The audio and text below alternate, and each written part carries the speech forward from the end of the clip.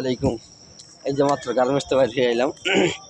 দেখেন এই প্যাডের দায়ে চাকরি করি, এই প্যাডের দায়ে আমরা কাজ করি, কৃষিকাজ, কেউ রাজমিস্ত্রি কাজ, কেউ গার্মেন্টসে, কেউ বাহিরে, আর যে পেশায় নিয়োজিত তার পেট চালাইবার লিগিয়া সে সেই কাজই করে।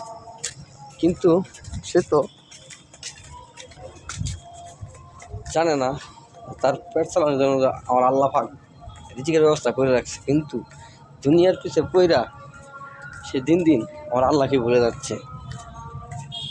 সে জানে না যে যে আল্লাহ আমাকে সৃষ্টি করছে সেই আল্লাহ আমার জন্মের আগে রিজিক দান করে রাখছে। সুবহানাল্লাহ।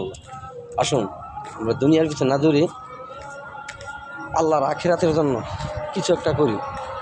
হ্যাঁ, আল্লাহ তো এটা বলে না যে তুমি আমার সব কাম ফালাইয়া সব কিছু ছেড়ে আমার কাছে আসো, একবারে আমার কাছে ইবাদত দোয়া করো, তা তো করে বলে নাই।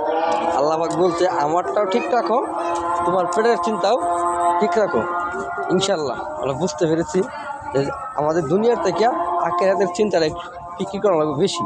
তা আসুন আমরা এই মাগরিবের সমাধান দিচ্ছে, চলেন আমরা সবাই নামাজ পড়ি, আখিরাতের চিন্তা করি। আমিন।